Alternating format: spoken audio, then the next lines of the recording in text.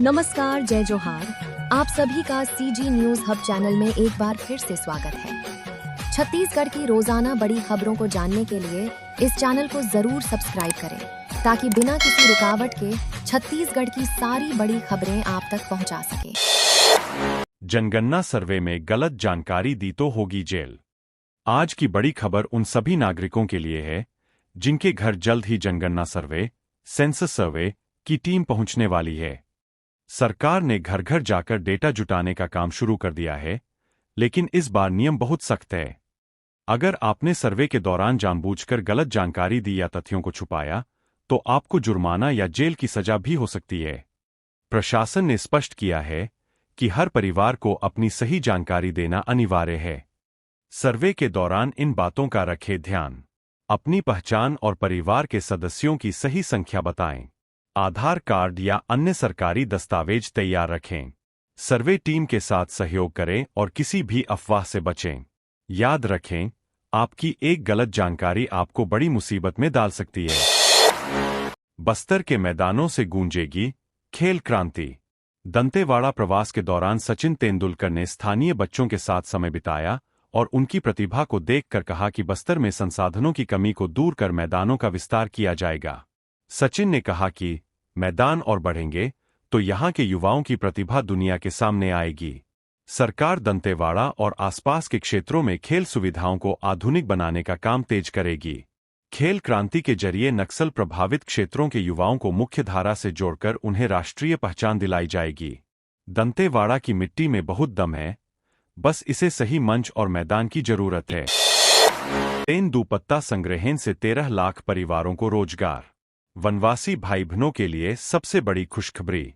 इस साल तेंदूपत्ता संग्रहण कार्य में 13 लाख से ज्यादा संग्रहण परिवार जुड़ चुके हैं। छत्तीसगढ़ सरकार ने आज बड़ा ऐलान किया है।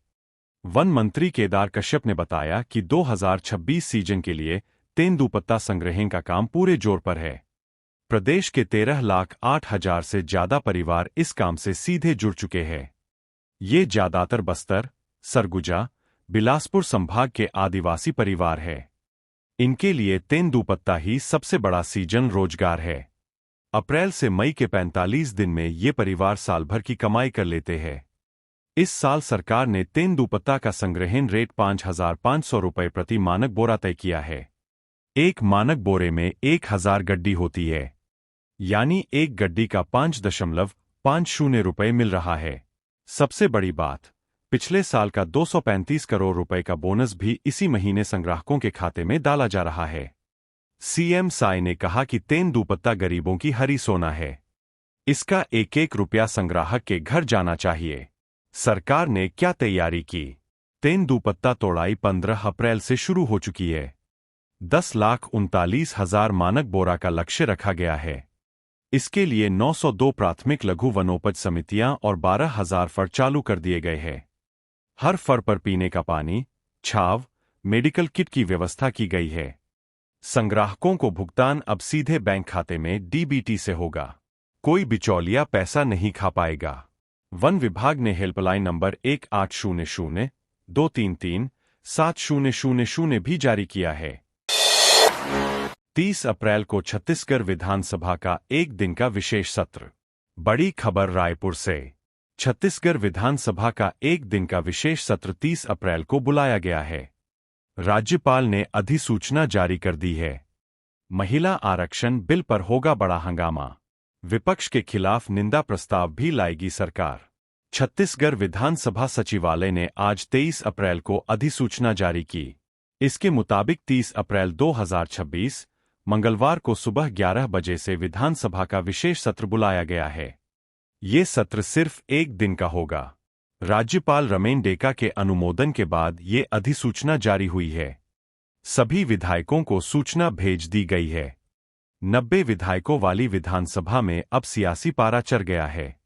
सरकार ने ये विशेष सत्र नारी शक्ति वंदन अधिनियम यानी महिला आरक्षण बिल को लेकर बुलाया है।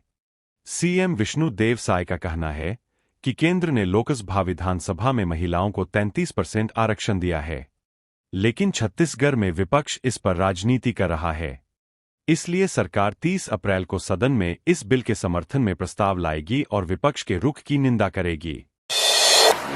23 साल पुराने जग्गी हत्याकांड में अमित जोगी को हाईकोर्ट से बड़ी राहत मिल गई है। बिलासपुर हाईकोर्ट ने उम्र कैद की सजा पर रोक लगा दी है। ये मामला 4 जून 2003 का है। एनसीपी के कोषाध्यक्ष रामावतार जग्गी की रायपुर में गोली मारकर हत्या कर दी गई थी। उस वक्त छत्तीसगढ़ में अजीत जोगी की सरकार थी। सीबीआई जांच में इस केस में 31 लोगों को आरोपी बनाया गया था। आरोप था कि राजनीतिक रंजिश में हत्या कराई गई। इसी केस में अमित जोगी का भी नाम आया था। निचली अदालत ने 2007 में अमित जोगी समेत कई आरोपियों को बरी कर दिया था। सीबीआई ने निचली अदालत के फैसले के खिलाफ बिलासपुर हाईकोर्ट में अपील की थी। सुनवाई के बाद हाईकोर्ट ने 2024 में अमित जोगी को दोषी करार देते हुए उम्र कैद की सजा सुनाई थी। अमित जोगी ने इस फैसले को सुप्रीम कोर्ट में चुनौती दी थी।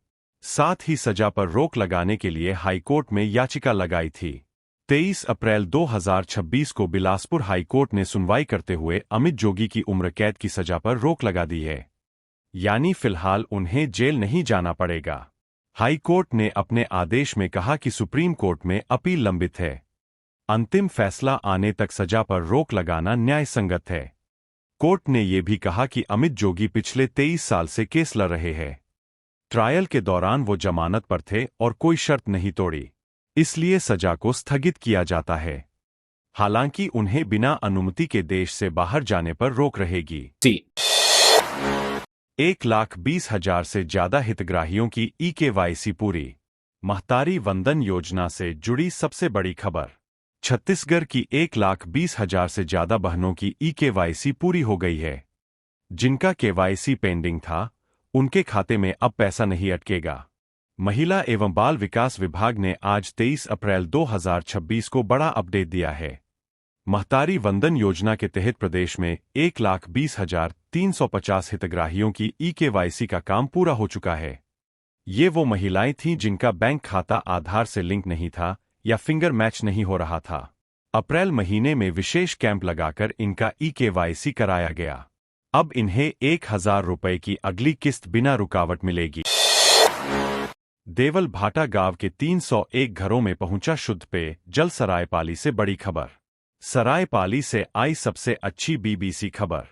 देवल भाटा गांव के 301 घरों में अब नल से शुद्ध पेय जल पहुंच रहा है। महासमुंद जिले के सरायपाली ब्लॉक का देवल भाटा गांव अब हर घर जल गांव बन गया है। जल जीवन मिशन के तहत यहां 301 घरों में नल कनेक्शन देकर शुद्ध पेय जल पहुंचाया जा रहा है। पहले गांव की महिलाएं 2 से 2 किमी दूर हैंडपंप से पानी ढोती थीं। गर्मी में हैंडपंप भी सूख जाते थे।